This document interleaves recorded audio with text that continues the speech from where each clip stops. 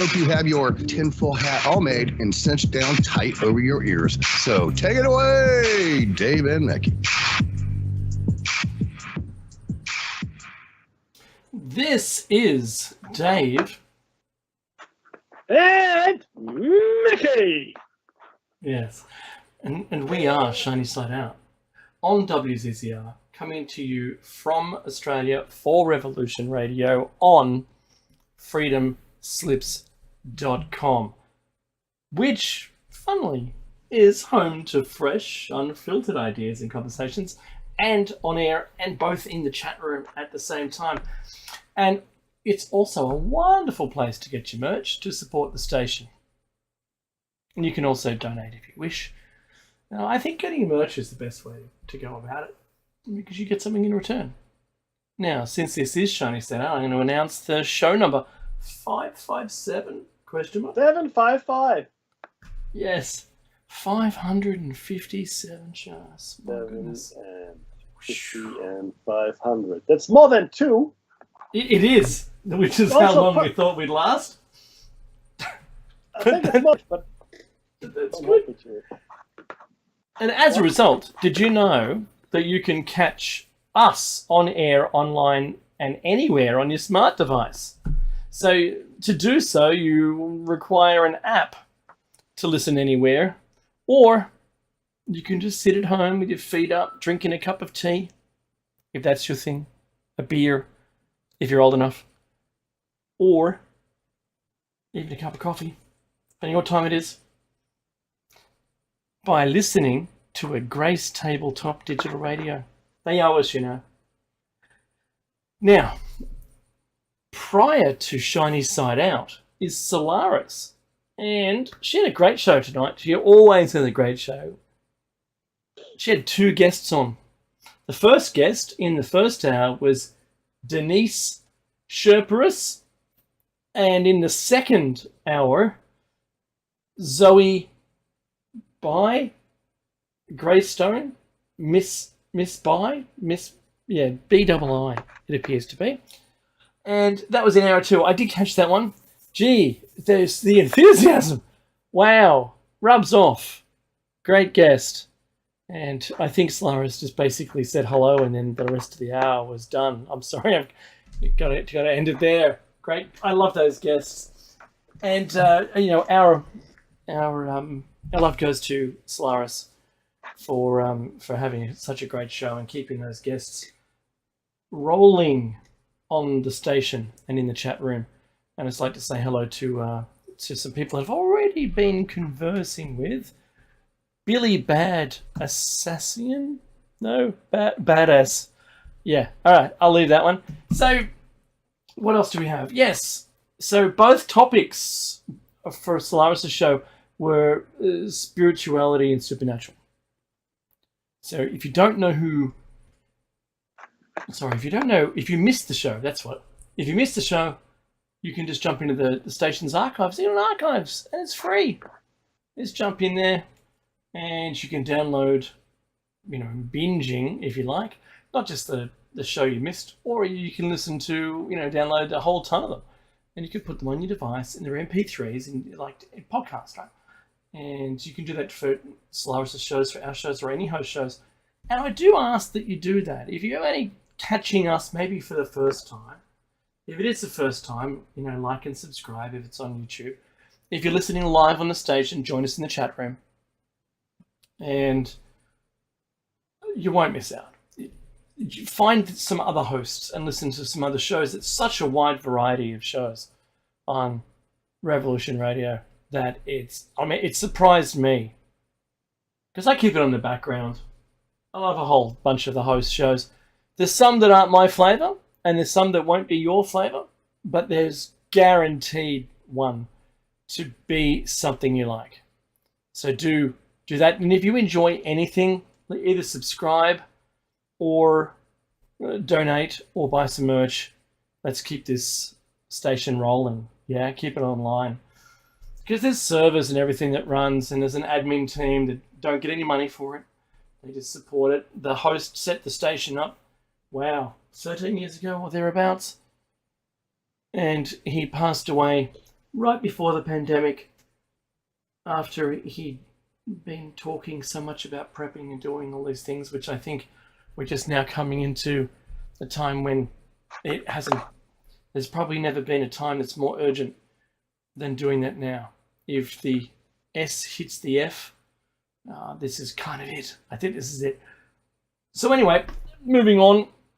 I am broadcasting out of Darkinjung country today in Australia, in New South Wales. 70 kilometres or thereabouts from Meckie, who is? In Darak country. Yes, and we pay our respects to the traditional custodians of the land, both past, present, and future. Do you like that? Both was the two options I gave through. I like the options. Yes. Look, every single week, Mackie, in this first hour, because we do news in the first hour if you're not familiar with us, and in the second hour we have a topic that's a show arc that will roll over a number of episodes. I think the most was 14 episodes or something like that. We could beat that any time. We wish. One of the things that I've mentioned week on week is how crazy the geopolitics is getting, and it never backs out of that. It's like we're on Travelator. You know, at the airport, you've got a perfectly flat kind of escalator that just takes you further down the thing without walking. Well, those Travelators, that's what we're doing right now. And we've got all bags packed. You know, the government's packed all their bags. And as each individual nation, we're just traveling down here. No, we didn't want to travel anywhere. I was happy. I was happy back a couple of years back. Yoo-hoo. Yeah, right. Not now. Every single week, we get further into a global conflict situation. Further in, it gets more dire. You know, there is more and more escalations. Nothing's ever de-escalated. There's no diplomacy. Everyone's on each other's backs. And this week, which I owe a friend of mine $1, Iran and Saudi Arabia, when he first pitched it to me, this is before it was even in the news, I was like, sure, why not, right? Now, I don't see it happening, but now I'm watching it happen. So Iran's, you know, everybody's enemy at the moment in the Middle East. And I thought, oh, Saudi Arabia, you know, Biden went in, can you ramp up the fuel production because it's costing our people a bit?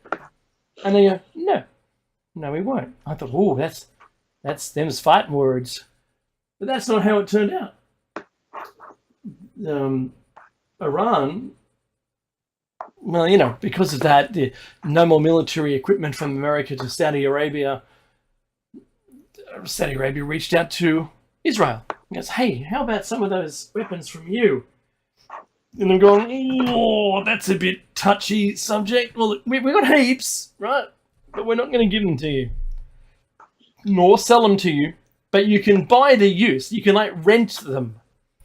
Yeah, but do we get them in our hands? No. So what are we going to do? What's the arrangement? Well, you name the target and we'll just hit it. Okay.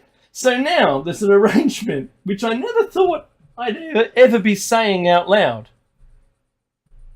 That Israel has said, it's like pay per shot, right? Pay us some money and we'll shoot the thing you want. In Iran. Good grief, what world have we come to? Meckie, what? When was that a thing? It isn't, right? It's never been a thing, this pay per shot. Well, now it is. Apparently. It is. Yeah, it is. And Saudi Arabia has also begun or commenced that 100-mile-long city building. Mm. They've started that, trenching that out, probably for the rail that runs underneath it.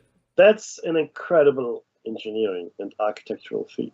Yes, it is. That's going to be a complete game changer for everything. But you know that you have to be admitted into it. You don't like. There's no supporting buildings on the outside, No. and it's not people just turning up with their bags going, "I want to move in." Yeah. You've got to be. I'm moving.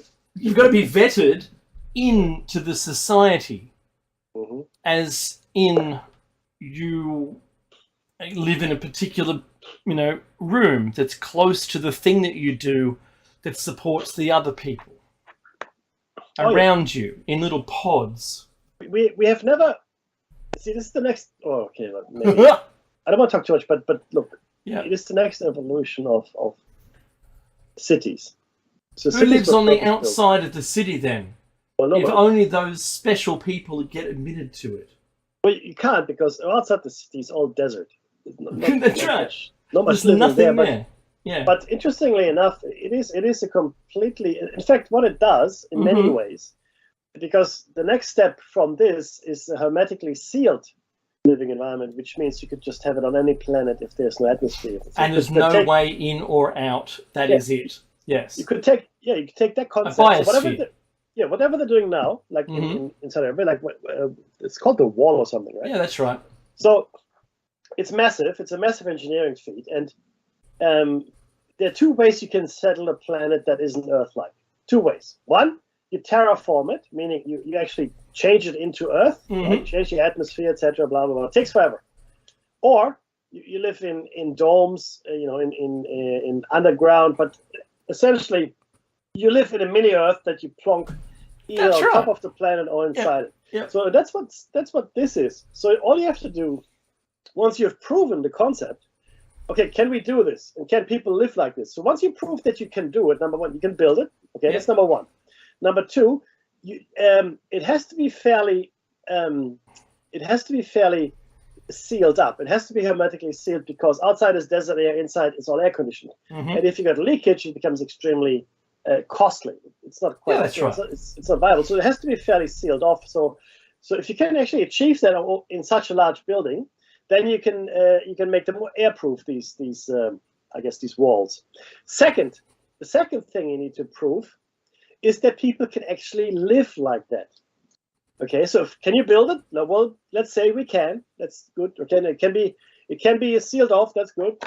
But can people actually live? See, the one thing that people worry about when it comes to space exploration is how we deal with the isolation, because we are not lone wolf types. Most of us. I mean, there's some of us that are, but most of us are not. We're herd animals. We need company.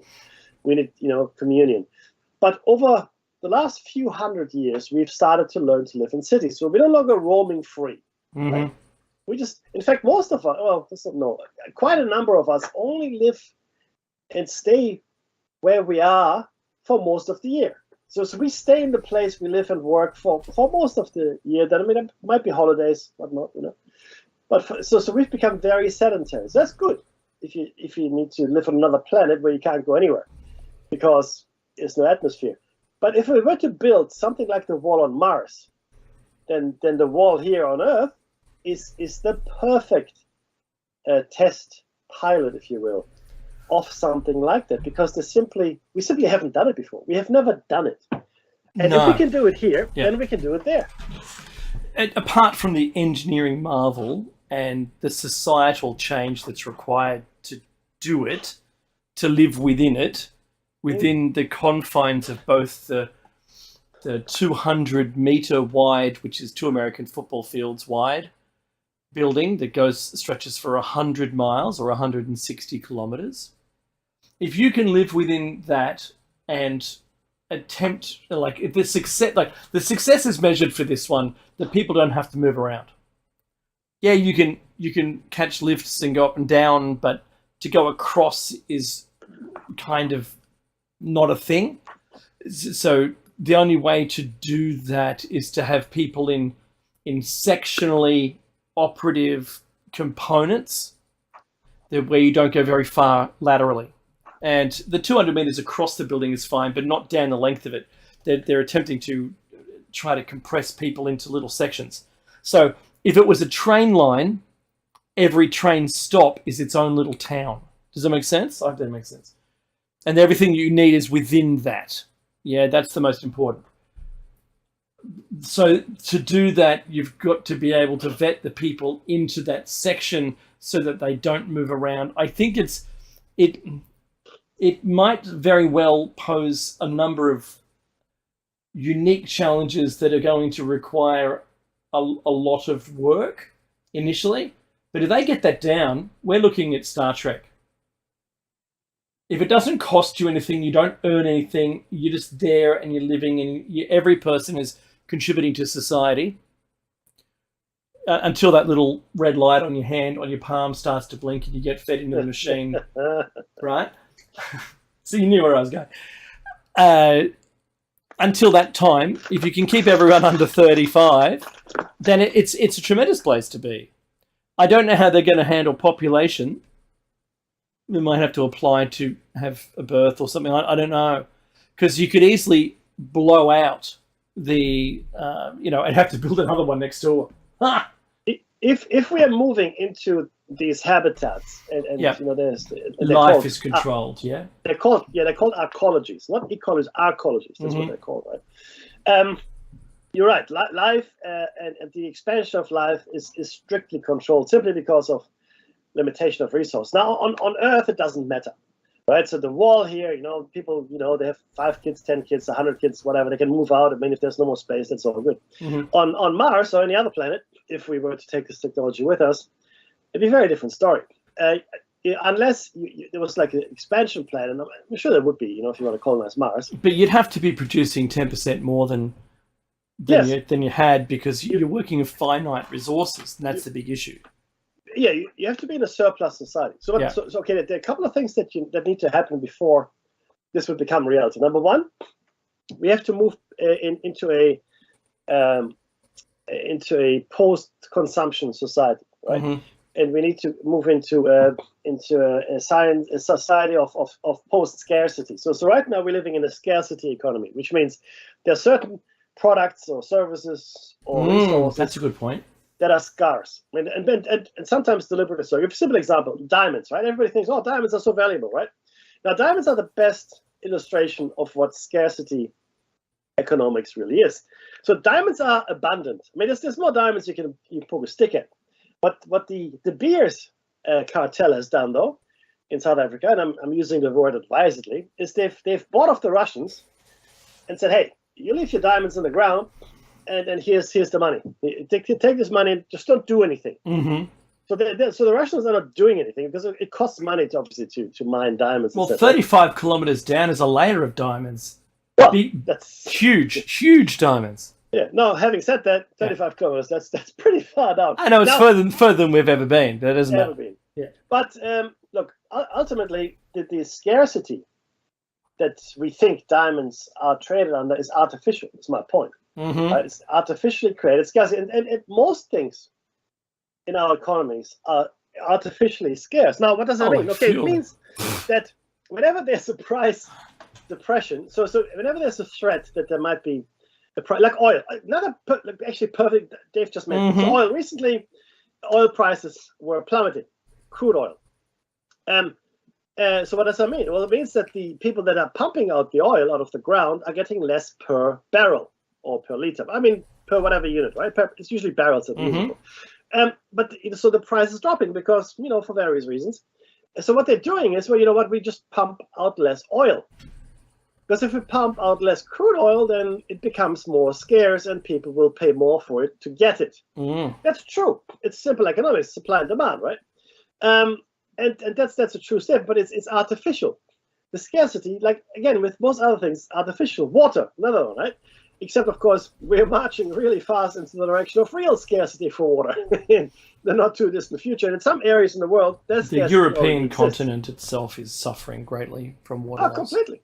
But right now you've got large tracts of, especially Africa, but also parts of Asia, which just don't have access to clean or potable water, right? Forget clean drinking water. So there's real scarcity already existing. So once we've moved to a post-scarcity society, there are certain implications, of course. One is that we have discovered limitless energy. So once you've discovered limitless energy, what does that actually mean? Okay, so right now, in order for anything in our societies to work, we need energy. We need carbon fuel. Could be coal, could be oil, could be gas. We need solar power. We need nuclear power. We need wind power. We need what we need something to generate power, and that usually means that we have to build something in order to generate that power, right? So it costs money to make power, or effort, more to the point. And right now we are extremely inefficient when it comes to power creation. And what we really need is a whole bunch of electricity, right? Yes, we do have other needs like carbon fuel for vehicles, but they could all be electric too. In fact, we could have been driving electric for the last 100 years. But yes, that's right, because the first ones were electric. Correct. Now, that was due to the inefficiency of electricity storage in batteries and also electricity transmission. It was a lot cheaper, to be honest, to burn petrol. It was a lot cheaper. But if we had 100 years worth of refining the electrical storage and conversion into energy using motors, we would be in a completely different place right now. Oh, completely. But the problem but when you see the combustion engine then and now, man, the same. It's 100 times more powerful. 100% it is. But it was just a lot cheaper. Oh yeah. Then, and people could make a lot more money producing these things than electricity. Mm-hmm. But look, that's neither here nor there. The point, though, is if we could somehow generate, or not even generate, that's the wrong word, but plug into energy, right? And there have been, I don't know if you heard about zero-point energy, and quantum foam. There's a whole bunch of other stuff out there in the world, even ley line energies. I don't know if you're familiar with that. But there's a whole bunch of stuff out there in the world, in the I guess the paranormal or the esoteric section around free energy. A lot of people think it's nonsense. Well, I'm not so cavalier in my opinion, because a lot of very serious people are looking at it very seriously, and a lot of very serious people have also claimed to have actually accessed this free energy. It's free energy. If you have a device that can plug into this energy source somehow, and maybe plug is an inelegant word, but make use of it, then truly, most of the cost of production for anything goes away. So all of a sudden, we've moved into a post-scarcity just by the flick of a switch, because it no longer costs to make anything. The energy is free. Nobody has to pump anything, burn anything. Even solar power, no one has to make any panels. Nobody has to do anything but plug into the free energy. That's it. So if somebody invented this, let's call it a little black box, a little device, we call it the free energy generator. Okay, it's a little black box. I don't know, if you're in IT, there's always this little black box where magic happens. So there's a whole bunch of planning and stuff, right? And then there's an outcome, but nobody's quite sure what happens in the middle.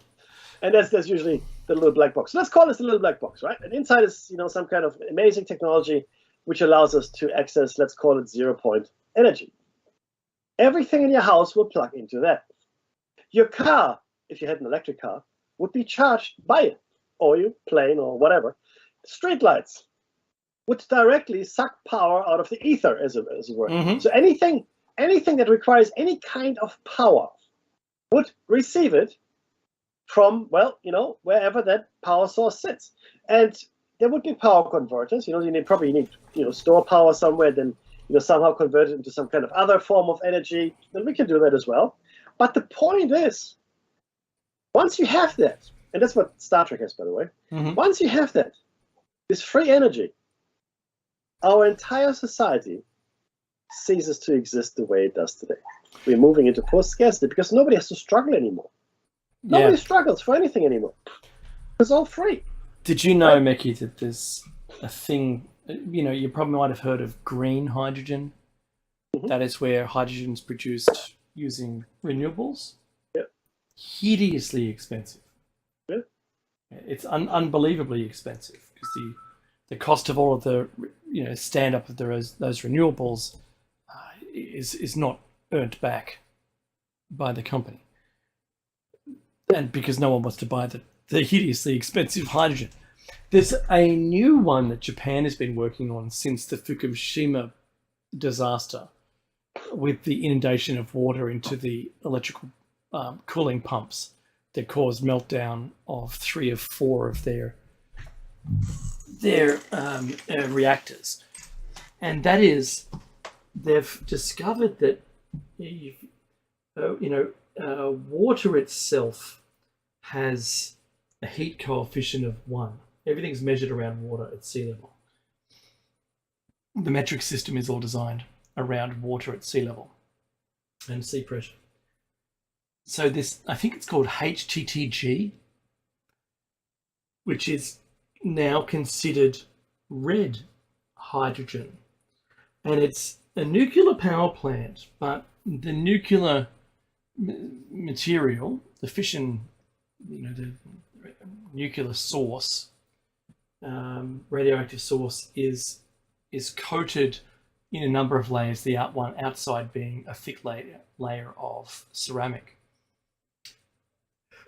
So that the materials themselves are in small enough sizes and they're balls, and they can't get too close to another one in order to run away with their reaction. So they don't need carbon rods, which is really interesting. But they're designed in just a way so that you make a small pile like bowling balls or cannonballs, and they create up to about between 1400 and 2800 degrees Celsius. Was it 1400 and 2400, something like that? There's about 1000 degrees Celsius in the range. And they were looking at trying to cool it, and they found water was inefficient because the conventional nuclear power, for instance, tops out about 758 degrees Celsius as an operational temperature. And then you've got to bring the rods, the carbon rods, in to soak up some of those free neutrons, I think it is, that bounce around. So when you do that, the reaction calms down. But what they found was not hydrogen, but helium is tremendous, apparently, at gas cooling. So they've discovered gas cooling a pile, instead of water cooling, a pile of these, say, bowling ball size. No, it's just less than a bowling ball. It's like, let's say, cannonball-sized pellets that are carved in, solidly into, molded into these ceramic, can go without a person tending to an alarm state for more than a week. So for a week, it can sustain itself and still produce power. And they've basically built a really small version of, like 3 meter thick concrete building structure that is completely sealed. Mm. And it's tiny in comparison to a huge nuclear thing with cooling towers. You don't need any of that apparently anymore. And the expansion of helium is enough to cool it down. So you pressurize the helium and squirt it in just like an air conditioning, heat transfer, heat soak. You can get rid of that heat, and amazing, right? There's a problem though with helium. There's a problem with helium though. But what you can do is put that next to the mine. Oh no! I mean, we're running out of it. I get you've got to actually create the helium for it, right? So that's the big cost in this plant. It's one of the largest costs is the helium that you need. So rather than shipping the steel from the mine to the steel works to melt at the smelter and then to the forming companies to make it what it is, you can actually build all that at the mine. And your carbon drops significantly, your transportation costs drop significantly, and pay for this HCT or red hydrogen. So you can, because it's so hot at 2800 degrees, that heat can be piped off to melt the steel. Mm. It's amazing. Plus you get the hydrogen, you can burn the hydrogen if you wish to, enhance that flame, right? Or use it in your vehicles.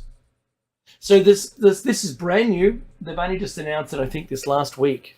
about this red hydrogen, and it's going to make a big difference. Japan has kept it to itself until this latest announcement. Big game changer, rather than cold fusion or or just regular fusion power, which is basically plasma. And it's exceedingly hot, and we haven't worked out a way of being able to do anything with it for the 8 seconds we run it for. It sounds like quantum computing, to be honest. We're kind of there, but we're not. And it might still be a pipe dream, rather than all the effort that we're putting into doing all this could very well be like serious attempts at looking at something a little bit more creative in the realm that you were talking about before, in what science says is impossible and that you can't create energy out of nothing. But it's quite possible that they're just looking at it in the wrong way. They have just done that, creating something out of nothing. It was a quantum experiment. Oh, I know. I remember that. And they actually made something out of it's really hard to make any definitive statements when it comes to the quantum realm, because we just don't understand it. But it's certainly interesting. But this is exactly what I was talking about earlier about the 0-point energy. Right? So all of these things that we're doing right now, which are amazing, right? Energy creation, and we're going to different energy sources and a lot more efficient and cheaper, etc. What I'm talking about is completely free energy, which it's like you just plug into it. It's there. And Tesla was close, he said. Others have been close since then. People believe in the past, in Earth's history, people plugged into it via the Lee lines. People say they used it to build the pyramids. I mean, a whole bunch of stuff. People believe that we've already tapped into it. And also some other people believe that the Atlanteans and the Indus-Tao cultures that were at war ostensibly 15, 20,000 years ago had different kinds of energy sources. In fact, those kinds of energy sources potentially as well. You can get 3.5 volts out of the sky with a small aerial. A small aerial. There's enough energy in the sky right now to get about 3.5 volts. There's this really cool. I've seen the physics experiment with that. There's a cool science fiction series by. They tell us it's impossible. Oh, everything's impossible.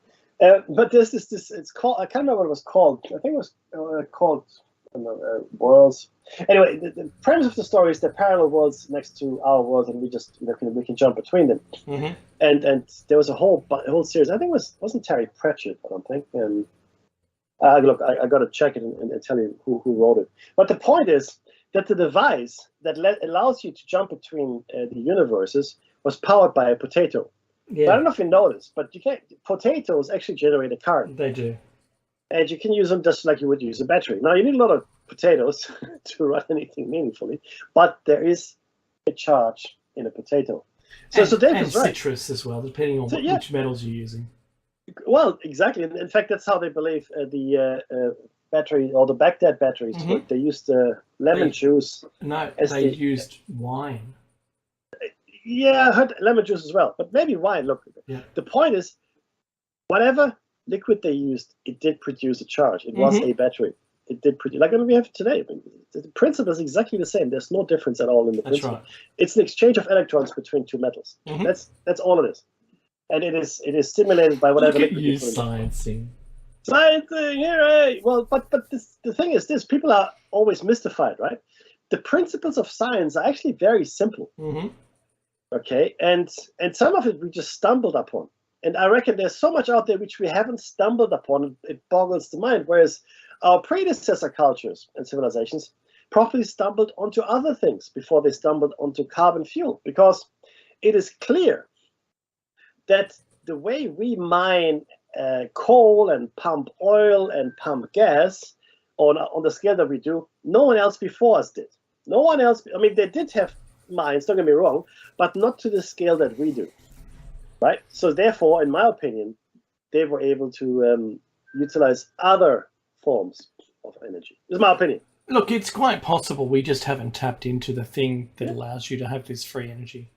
Yeah. or any of those people who have are gone, or, buried But you know in what the happens, desert right? somewhere. Oh, my brother just told me it is Pratchett and Baxter. They wrote it. The Long Nice. Earth books. That's right. Thanks, Attila. No, but the point is that I believe, in fact, okay, this is actually bringing it full circle to what we know. Now we do know that UAPs are real, unidentified area phenomena. Nobody will say UFOs anymore because it's too loaded a term. But it's what it is, unidentified. Anyway, point is, we look at those objects, and again, we don't know what they are. No means of propulsion, no exhaust, no visible wings or fins or anything, no propellers, no obvious moving parts that we can discern, yet performing maneuvers at speeds that would turn human occupants and human machines to catch up. Now you have to understand, this is really the biggest thing that people struggle with. Biggest thing. You've all seen, astronaut movies when they're training, in these centrifugal machines. 5G, 10G, oh, he's at 12G, he's blacking out. Now, what does that actually mean? Well, what it means is that if you accelerate, right, and you've done this in your car or your motorbike, I'm sure, even on your bike, you as you're accelerating, you're feeling something is pushing you back, right? That's inertia. Inertia is pushing you back, right? And as you accelerate with it, that goes away, and you can move about freely in a train that goes at 200 kilometers an hour. So that whole energy displacement thing is gone. You've adjusted your body. Your body is energetically adjusted to your environment. But there are certain speeds and maneuvers, and unless you've got inertial dampeners, like another Star Trek invention, you can't perform these maneuvers unless you're killing the passengers inside. So if you're a human being, even if it's all padded up and you're quite securely strapped in, there are certain speeds and certain maneuvers at that speed, because speed and directional change don't go well together. They just don't. But these UAPs change direction at the drop of a hat. And let's just say a 90-degree turn. Yeah. Instantaneously changing direction from straight ahead to going to the left. Yeah. At 100 miles an hour will kill you. Yeah. So could we do it? Yes, we could do that, right? But I mean, they're doing it at speeds that are even higher. But the human occupants inside, they wouldn't live through it. So there are a number of different things that could happen here, right? In my opinion, they do have something like inertial dampers, inertial dampeners rather. And I do believe that, in fact, it might be that their interior is liquid. The entire spaceship is filled with liquid, including. More likely, you're taking your environment with you. Yeah. In fact, I believe you didn't really move. Correct. You pulled the environment to you and let go of where you were, and like an elastic band, the environment stretches, and you don't. Effectively, you don't move at all. Yeah, I agree with that in the vacuum of space. I don't know how that would work in an atmosphere. In an atmosphere, that they don't. They accelerate without causing any sonic booms. Well, that's exactly right. There seems to be no displacement of anything. And can suddenly delve into the water without a splash. There's no huge splash that comes up to correct. Yeah. And they can exceed known limits of underwater speed traveling, right? Oh, completely. Yeah. And that doesn't, you can go sonic under there without cavitation is the other thing. Yeah. So when you give too much grief to water, it splits it and cavitates and causes bubbles. Well, that's exactly right. Even the propeller on a submarine is designed to not cavitate the water, because then you can be heard. Exactly. And the thing is these UAPs make no sense whatsoever. So in my opinion, so Dave is right, they're probably using a type of physics which we're speculating about. This is what Dave just spoke about. It's sort of the grabbing and holding on to space-time and pulling yourself along it. It's hard to visualize, but that's essentially what it is. Yeah. So you're not moving per se. That's right. Let's leave it there for a second. But I also believe in order to accomplish that, you have to use energy sources well beyond what we have today. So I think they're using energy sources that we just discussed as well, probably free energy, right? So this is the thing, though. If you want to be a spacefaring civilization, if you want to colonize space, and not just your solar system, right, you need free energy because it becomes prohibitively expensive. Nobody, there would be no vast space empires or galactic federations or whatever you want to call them unless they had free energy. It's not affordable. You can't run a civilization like this. It's not possible. The energy cost would kill you. So you need to find some kind of free energy. And then, of course, with it comes, immortality and health and a whole bunch of other stuff, societal changes, and in fact, societal static or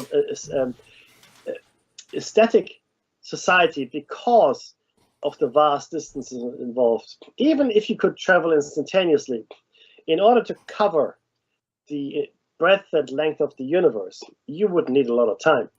Because just imagine. Okay, so but what is time, right? Exactly. I have to just finish your point now. I'll interject. No.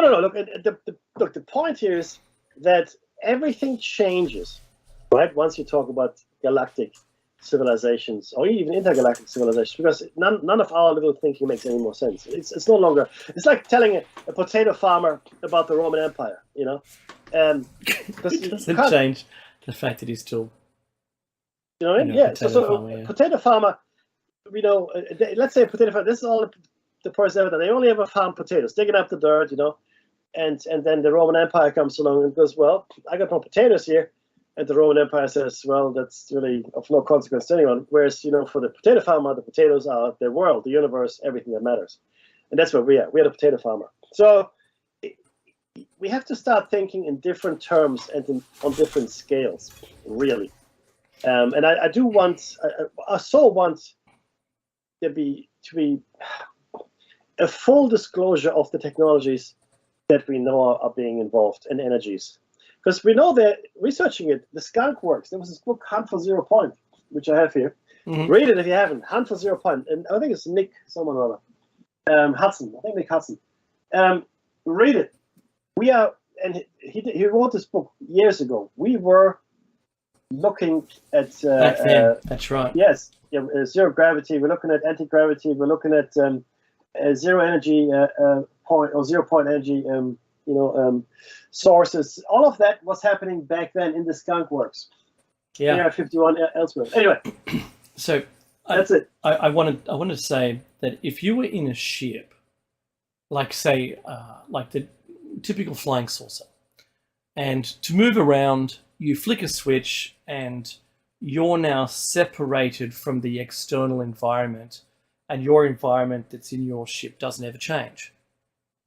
You're outside of it. You're outside of reality, right? But you're there. You can be seen, except that your environment within is now isolated. Maybe that isolates time as well, and that if you were to go somewhere or do something, traveling around, the only time you ever experience actual time is when you've stepped out of your isolated environment. And therefore you could live thousands and thousands of years if you were always within one of those environments.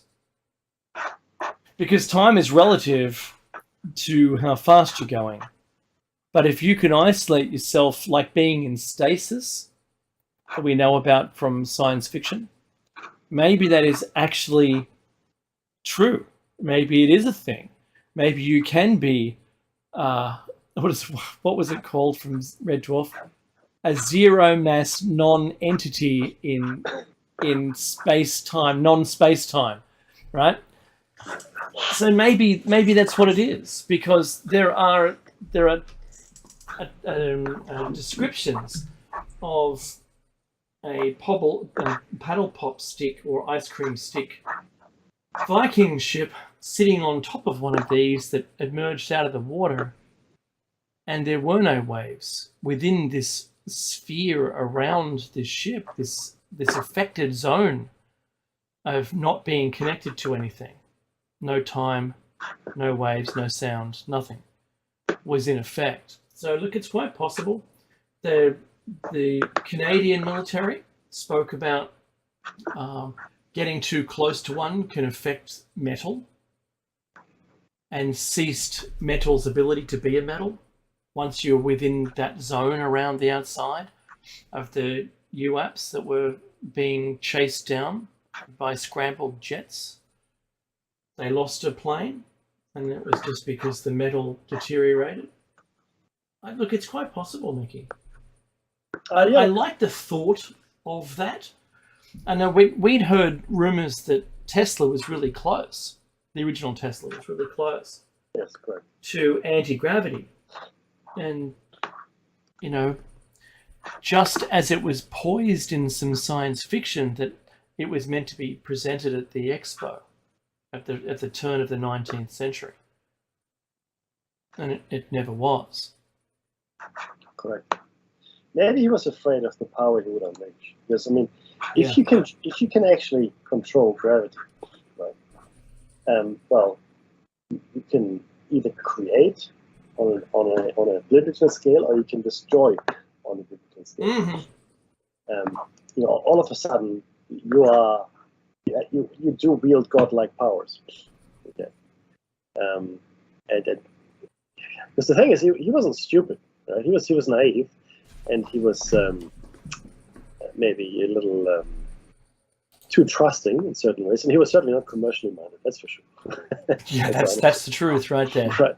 But I think he might have understood human nature though, nonetheless, and it just wasn't a good match in his mind. I think what he saw, and I can see him destroying or not publishing his technology simply because he might have thought, well, people really aren't ready for this kind of thing.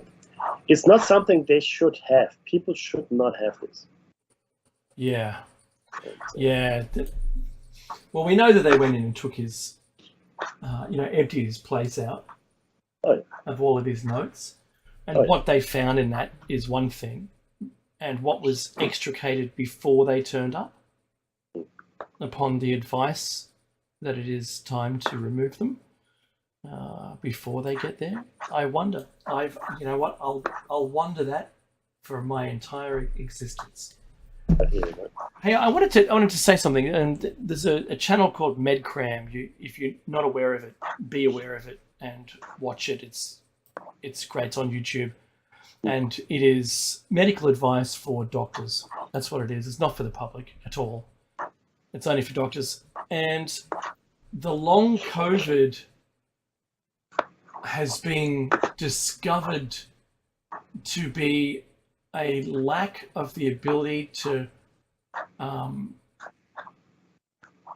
in our metabolism, and where we can't process fats.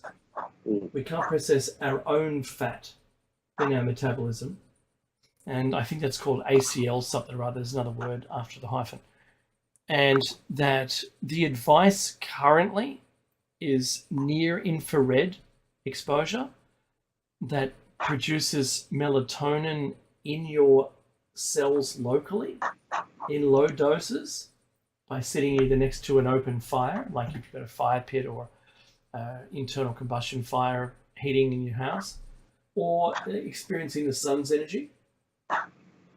So it warms your skin. And that fixes, while temporary, it fixes that the problem, the error that's now caused by having experienced COVID, and it's broken down this cycle. And I don't know how long it lasts yet, but they've isolated the thing. So if you're getting tired, unexplicable bouts of tiredness throughout the day, you might be suffering long COVID and you don't know it. But at the moment, this is the thing that can get you through actually getting some sun exposure, producing the melatonin, not the pineal gland melatonin, but the one that's produced locally within the cell. In very small amounts is enough to kick this and kind of regulate that tiredness. Oh, wow. Yeah, the big story this week that was announced. So That makes sense. It kind of does make sense. Yeah. There's a circular thing. I'll send you the link, Mecky, so you can have a look. It's quite medical, and it's not very much English in there. It's all medical terms. But like that NIH study about the telomeres and telomerase. Very, very science rich literature, but that was good. It was good otherwise. If you can get through the abstract at the front, you've done well. Keep reading. Mickey, Elon Musk bought what's it called? Twitter, yeah? Twitter, yes, he did. And he fired the board and got rid of the C-level management, and he's got tremendous plans for it.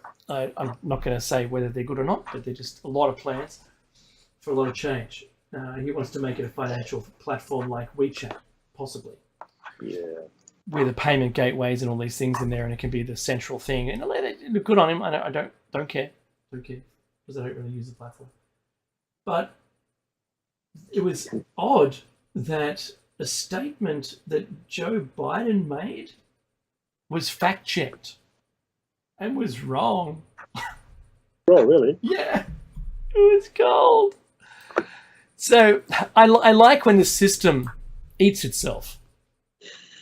That's what I like. It's the same as the woke community will eventually delete themselves out of existence, like the snake eating its own tail. But that's there. It was a kind of golden justice, where his tweet from the White House was fact checked and found to be incorrect, and I just thought that was wildly amusing. So does it mean he's going to be taken off Twitter because it's not true? He should be deplatformed for that. That's get a strike for that. Actually, Elon Musk no longer does that, right? Yeah, he said that. He said that's that he right. won't do it. I said to him, look, I'll be honest with you. Really? Anything now? Is it anything? Really? Anything? Cool. Let's test it. Yeah, let's not. Let's not. Yeah, that's bad. Because I'm again, obviously being here, I'm for freedom of speech. Yes, I am. But what does it actually mean? Freedom of speech never meant that you can propagate hate or violence That's right. to your heart's content. Because that's demagogy. Okay, that's not free speech. That's demagogy. You're a demagogue if you do that, and it's a very different thing. So people don't understand any longer what this actually means to have freedom of speech. They're confusing saying anything they want to with having freedom of speech. You should be able to criticize your government. You should be able to question your government. You should be able to express a political opinion that is not necessarily everybody else's political opinion without fear of repercussion. You should be able to do all of those things. You should be able to talk about philosophy and your view of the world and all of those wonderful things, unless it actively hurts or harms someone else. That's where you draw the line, because that's what it means to live together in a society, right? If everybody could do whatever they wanted and say whatever they wanted, you know what that's called? That's called anarchy. Okay, now I'm not against anarchy. Don't get me wrong, right? Some of my best friends are anarchists. That's not true, but the point is that it's always what you say, isn't it? Some of my best friends are anarchists. Some of my best friends are gay, right? Just when you want to prove the point. I am an anarchist. No, but the thing is this. Because that's we then have the same state of existence as we have on the international scene, as we discussed many times before. Sure. The state of affairs between nations is anarchy.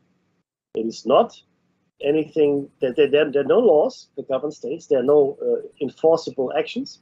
There's nothing. There's no police force that governs the interactions between states. No, there isn't. None of that That's exists. So that's anarchy. That's when you can do and say whatever you want. That's anarchy. We don't want that. That's not a good thing, right? We should be very, very careful when we call for violence or when we, talk about a specific group of people in a certain way, simply because of their maybe color, creed, ethnicity, religion, or whatever it might be. In my book, those are not good things, and they do not constitute free speech. Oh my goodness, that should be the break. Oh, are we in the break? Oh, I know what's happened. It happens every time, Meki, doesn't it? Sure. Do you remember? I do. Yeah. Are we breaking? Well, something's broken, and it's usually the cue that plays the end of the first hour at the time when Kentucky changes its daylight savings. And therefore, the cue commences and then resets back 2 hours, sorry, an hour, and then forgets that it should be in break because it happens at exactly the same moment. So, saying that, this is the end of the first hour of Dave and Meki's Shiny Side Out. This is the news component. If nothing plays, if there's no bumper, then we'll stay on with you. And I don't believe there's a bumper, Meki. So we'll just go to the show cycle, yeah? Give you a break for a minute, maybe? What do you think's kind? Yeah, look, everybody should go and get a comfort break if you need it. We'll be here. Do. You know how it is. The girl from Ipanema's walking. Yeah, so look, consider this the end of the first hour, and we'll be back in 1 minute's time, and I'll just hum to myself, Mickey. Actually, I watched the Professor of Rock. The Professor of Rock broke down that song. Okay. The Girl from Ipanema. And if you're not watching the Professor of Rock on YouTube, you really should. He's tremendous. Interviews a whole bunch of really cool people, and what he does also is break one song down, gives you the full start to finish history of the song and the band, and he usually talks about number ones or something similar. It's really interesting. Cool. Yeah, that's what it is. All right. So guess what? You can read us in for the second